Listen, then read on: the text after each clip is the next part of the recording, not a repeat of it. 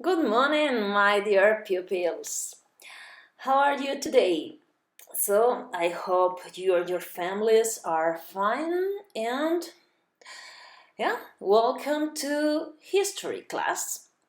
In this video, we're going to talk about, we're still in Unit 7, yes, and then we're going to talk today about Reformation and Counter-Reformation.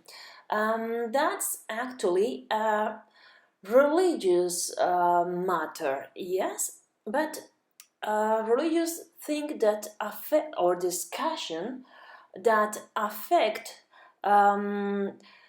in a very important way in the entire Europe in the 17th century, yes. This reform and counter-reformation as a result of this, there were many persecutions in Europe. There were also many religion wars, and also the Inquisition charge trial was created. That's why studying and understanding the different ideas of the Reformation and Counter-Reformation is important. You can follow this in the book on page 130 and 131. Okay, we'll start with this. Next. The Reformation comes from reform, change something that is not right into something better, yes, trying to create something better, trying to reform, to solve or to fix problems. That's the origin, that's what it means, yes. The Reformation is a movement, a religious movement that we can say it starts in the 16th century, yes, so within the modern ages we are studying, yes. But in the 15th century, um, there were some practices within the church that were not well seen by many people. So the situation of the church was a situation of corruption, yes, where the high clergy obtained the ecclesiastical offices by paying for them. Yes, so the high clergymen were normally rich people that live in luxury or that live a luxury life. And yeah, that it's not what the church talks about. Yeah, so it was not an ethical behavior, yes. And also the lower clergymen, the priest, they were not wise people or cultivated people, and their customs were quite relaxed, a moral and ethical relaxed behavior. So it means they do not follow the instructions or the commandments that the Bible says, or they do not live according what the Bible says. They did not keep the commands of the church. That they were not a good example, yes, for the common people, yes. And also here it says venta de bulas e indulgencias. What it is? Indulgences were a document given by the Pope that people bought for it. People pay for having this document. In this document, in these indulgences, it was like a paper that guarantees people the going to the heaven. Yes, here in this paper, it was said that the sins that the people that pay for this document could be just forgiven, pardoned. Yes, so it's like a warranty to go to the heaven only by paying for this. So that was not It was a way for the church to earn money. But that was not a moral or an ethical behavior. And that is what the Reform criticized. Yes? Okay, next. The humanists, Erasmus of Rotterdam, for example, and many others, they criticized all these abuses and they criticized all these behaviors, all the corruption of the church, the luxury life of the high clergymen, the buy and sell of these indulgences. Yes, they criticized this. They wanted to make a reform in the church. That's the Reformation, the reform, the change, to change something that is corrupt to make it better. Yes? The humanists, they defended new or a more intimate and personal understanding of the Bible. You remember that in the modern age, the print press permit spreading the ideas of the humanism. The printing press now permits that many people can acquire a Bible and can read the Bible. Yes? So the reformers, they defend the idea that the priest, they do not need any priest to interpret the Bible for them.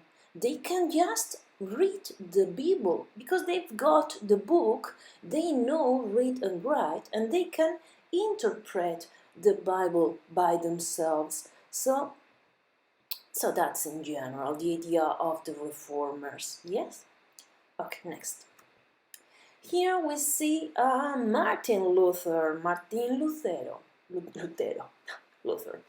Yes, he wrote a 95 thesis against the Catholic Christian Church. Yes, since everyone can read the Bible and can interpret the Bible, then he says that there's no sense to follow the instructions or to follow the ideas of the priest, even when many of them were not cultivated people and they were not an example of good behavior because they did not keep the commands of the church. Yes, so he defends a new religious spirituality based in the free interpretation of the Bible by anyone. Yes? So, what do you think that it could happen? The Pope, of course, could not admit the ideas of Martin Luther. Martin Luther, he was a monk, a German monk, yes? And, of course, the Pope did not want to admit, could not admit the ideas he defended. But since he continued defending his own ideas, he was excommunicated by the Pope. Yeah, terrific. Yeah, next. So, the Lutheran Reformation defends that anyone can interpret the Bible because anyone can read. Okay, only the people that can read and write, yes? But when someone can read and can understand the Bible, then there's no priest necessary for doing this task, yes? So, the Lutheran Reformation says that the salvation of the people is because of the faith. If one has got faith that this person will go to the heaven, then this person is saved. Yes? Okay, next. Yes, here we've got a summary of the main points belonging to the Lutheran Reformation. First, okay, Martin Luther, the head of the Reformation movement. Then the main ideas. The salvation by the faith. Yes? the direct relationship between the people and God. One do not need any priest to interpret the Bible. Anyone is free to understand in a more or to get a more intimate and personal understanding of the Bible. Yes, they defend also that instead of seven sacraments, the Catholic Christian Church defend that there are seven sacraments. The Lutherans, they defend that only two sacraments are valid: the baptism, yeah, and the Eucharist. Yes, and they also said that the Virgin was not virgin when she conceived Jesus. Yes, so they eliminate the cult to the Virgin and also to the saints.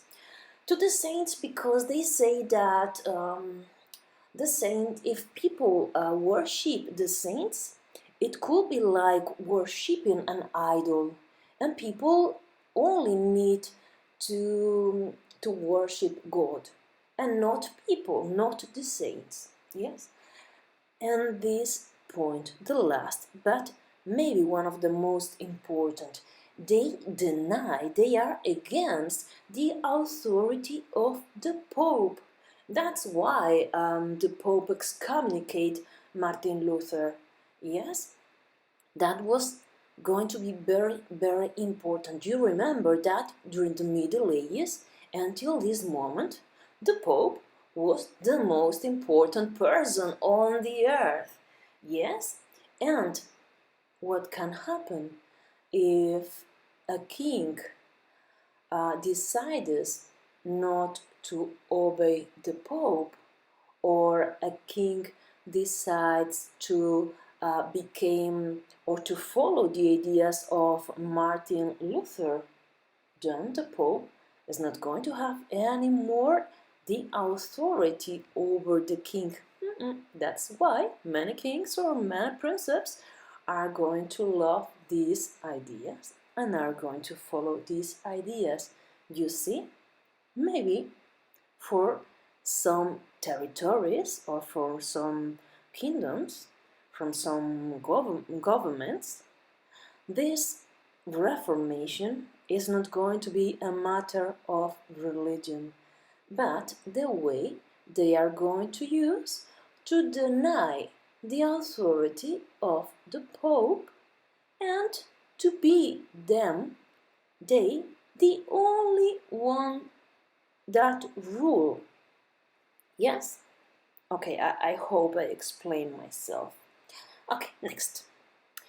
Well, in Europe, many kings, many monarchs are going to defend these ideas to be free from the authority of the Pope. Yes?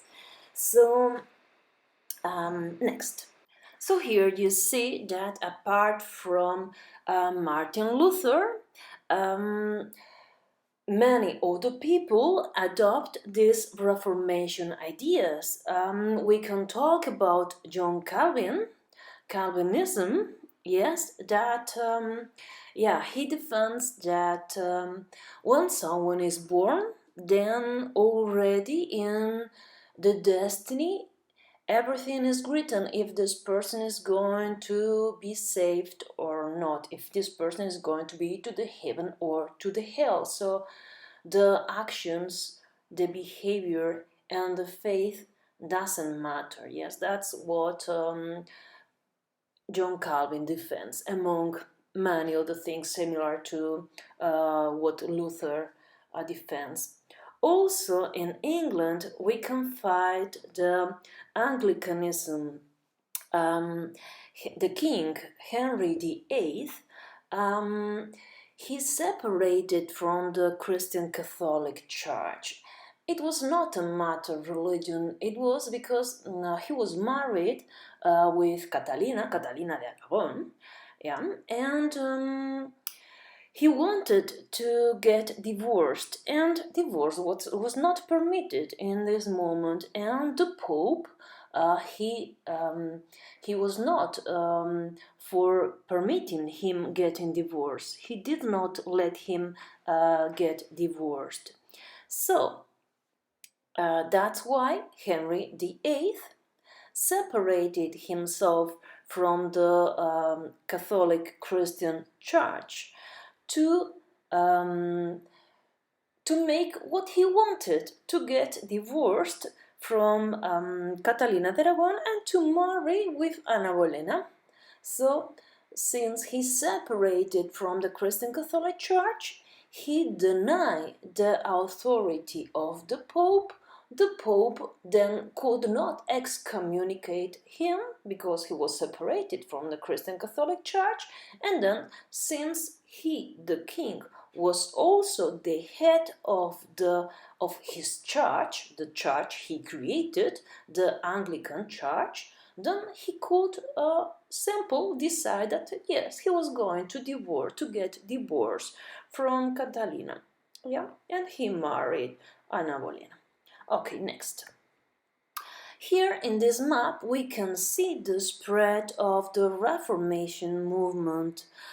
You can see that this orange color in Spain, Portugal, France, Austria, and Italy, these countries remained under the control of the Pope. They continue to be Catholic Christians, yes? And you see that in England, yeah, Henry VIII.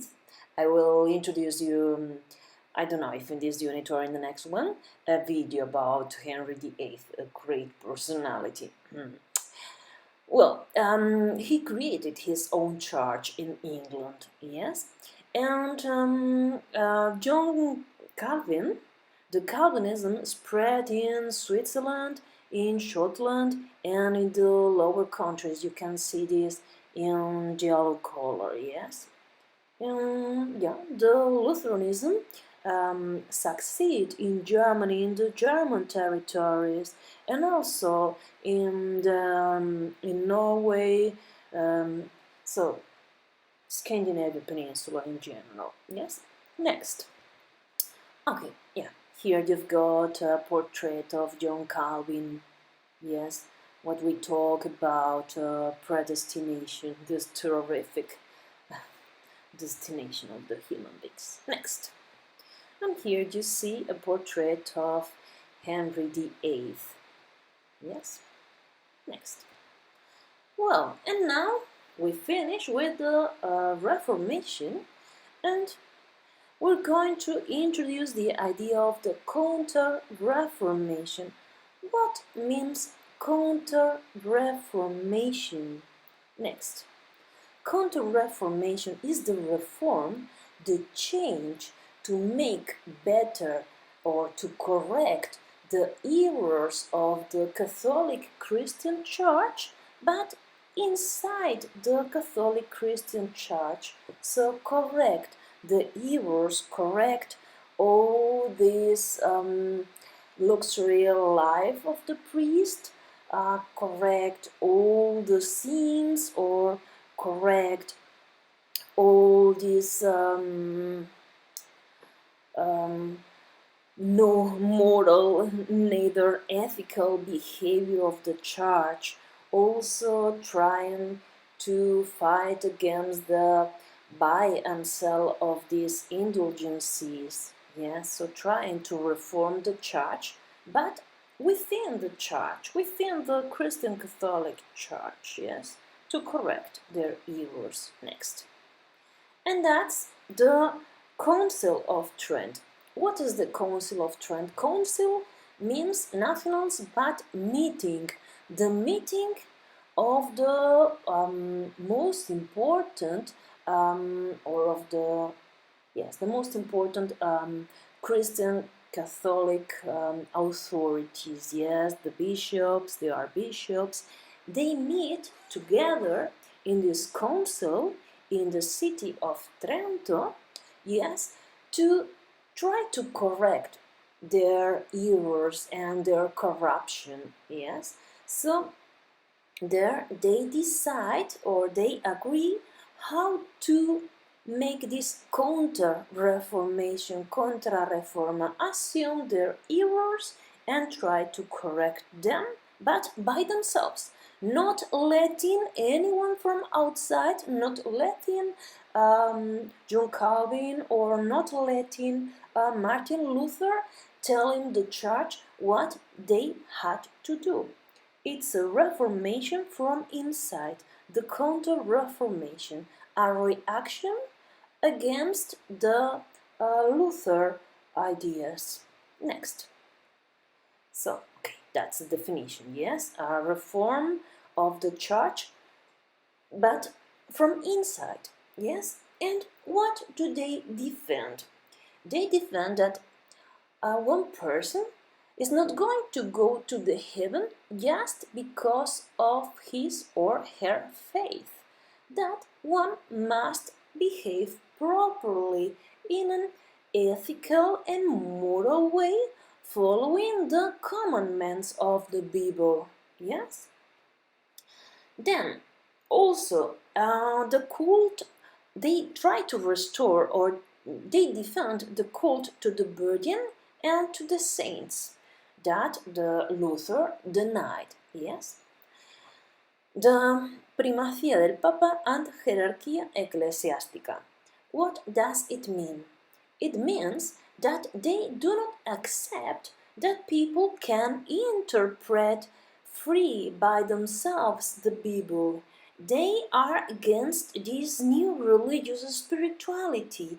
They defend the necessity of a priest to interpret the Bible, of a priest that is cultivated, yes? And they of course defend that the most important person or the authority of the Pope. That's why they defend. And also the Lutherans, they defend that only two sacraments were valid. You remember? Baptism and Eucharist. But the Church, the Christian Catholic Church, and the Council of Trent, they defend the seven sacraments they used to defend. Yes, the seven we already know nowadays. Yeah. Next.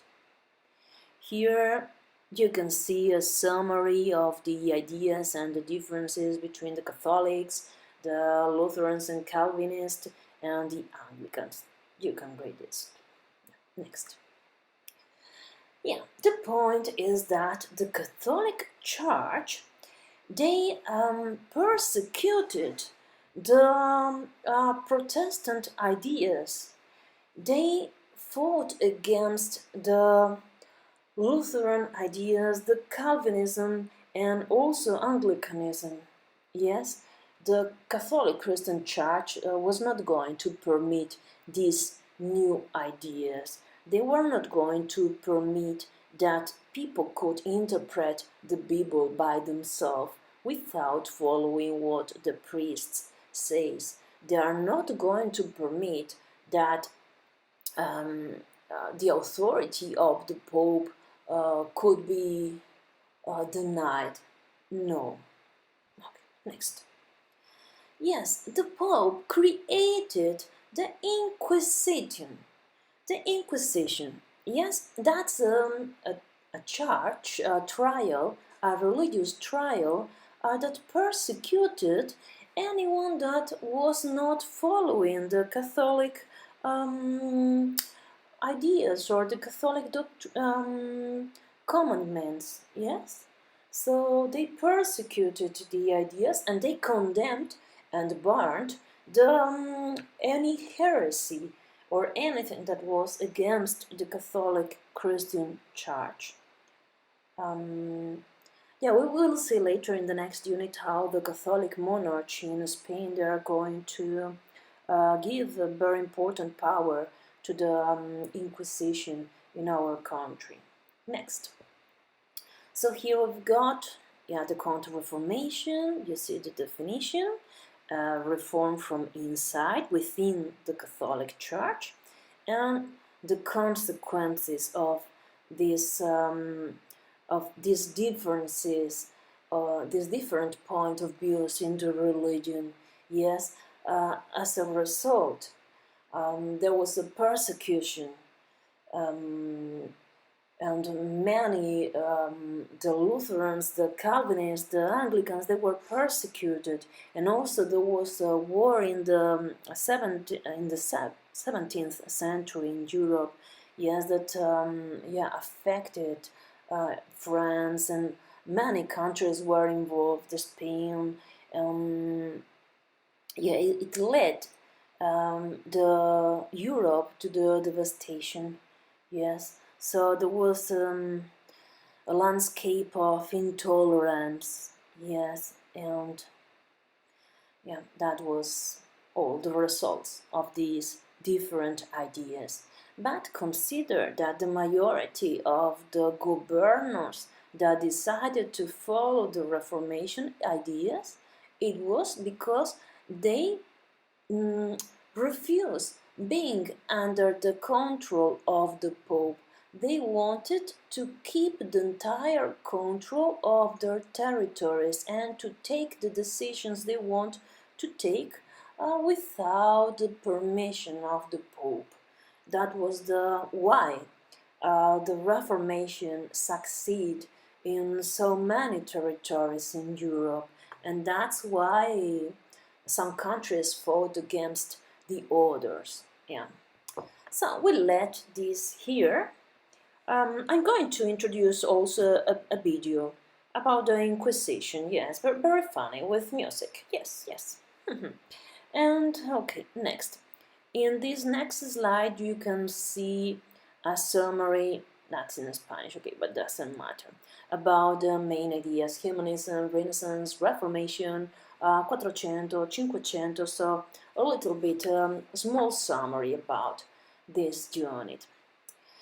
So, my dear people, still here with this, we finished Unit 7, yeah, and I hope you liked this unit, and yeah, hear you in the next video. Bye bye!